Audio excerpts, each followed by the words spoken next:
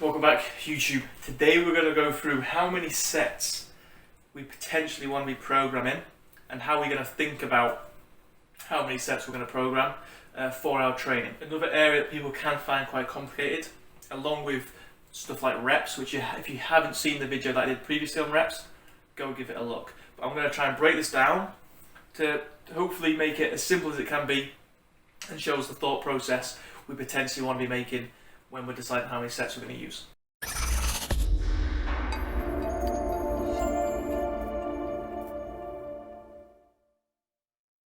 Don't forget, if you enjoyed the video, please drop a like.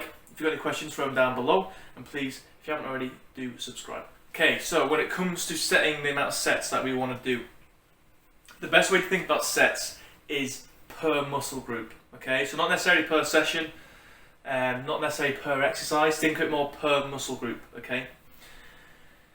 Now, the main thing we want to make sure we're doing initially is doing the minimum effective. Okay, so when we're talking about sets in this video, again, we're talking about it from a gaining muscle mass or retaining muscle mass, and therefore for someone who wants to, change their physique, the way they look, their body shape. That's the main focus. Okay, so when we're talking about minimum effective, we're essentially talking about doing as little as possible that is still going to give us the outcome, building muscle mass, retaining muscle mass, that we're after. Okay, so we basically want to be making sure that we're doing enough work in sets across the week per muscle group. Okay, so for each muscle group, that is going to create enough stimulus that is going to either build muscle mass or retain muscle mass, depending on the goal. Now, the difficulty here with this is that everyone's different. Each muscle group will also likely be different. So through a little bit of trial and error, through a little bit of looking back and getting feedback from your training, you have to decide, where is a good starting point, where is that sweet spot where you're doing enough to get a good stimulus, but we're not really doing too much, we're still recovering easily enough for each muscle group. Okay. As a rule of thumb, I would say a good place to start is probably like 8 to 10 sets per muscle group across the week. Now, you might think that's quite low, which it maybe is, right? But we're trying to do the minimum effective, so trying to do the least we can while still getting the result that we're after.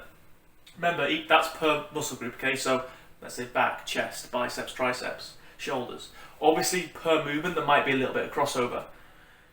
So again, it comes down to sort of an individual decision, really, on which movements you want to consider which muscle group, okay?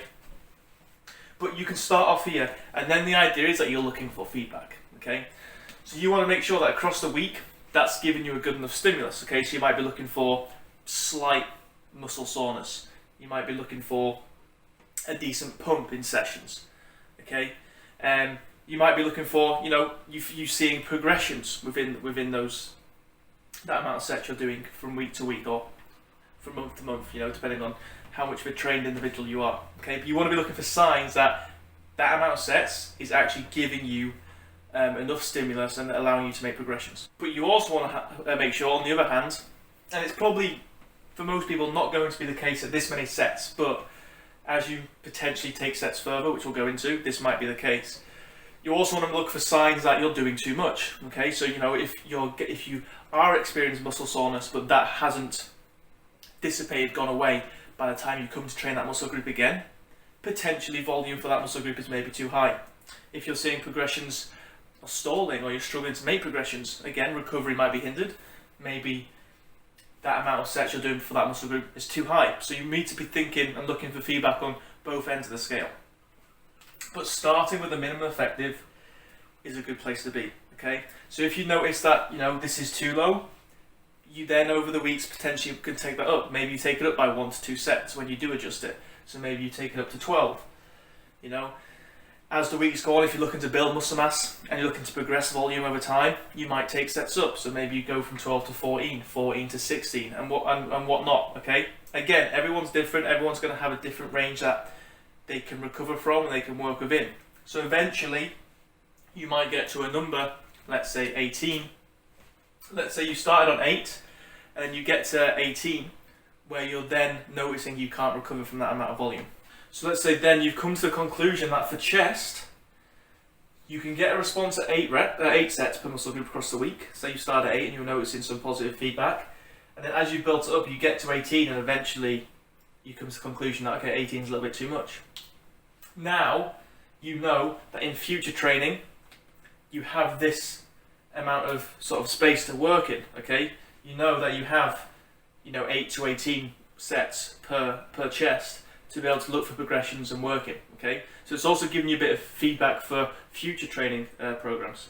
And again, every muscle group is going to be different, so it might be different for back, it might be different for hamstrings, quads, and also we have to bear in mind when I'm talking about training minimum effective, so sets starting low, I'm talking about things that I've spoken about in other videos, so go check them out. In terms of like training at a good enough intensity, everything outside the gym in terms of making sure recovery is optimal. All these things are obviously in place, otherwise they're going to hinder,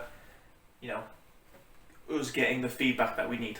But hopefully that gives you a decent idea of where sets want to be, okay? And the thing is, starting with the minimum effective is important, because if you start too high, then you're missing out on a lot of work that you could have done, a lot of progressions that you could have made, and you might be starting too high, and therefore have to pull back a lot earlier than you would have done if you started lower, okay? But again, just like the reps, there's no particularly magic number that you want to work with, okay? If someone's telling you there's a magic number, then it's just not true. Everyone's going to be different as well, so it might take a little bit of trial and error and sort of understanding where you're at, okay? Again, I've done a similar video for reps, so if you haven't seen the reps video, go and have a look. But if you did find this video helpful, please do drop a like. If you've got any questions on it as well, throw them down below in the comments and I can get back to you, maybe do another video on it. And if you haven't already and you want to see more videos like this, please do subscribe. I'll catch you on the next one.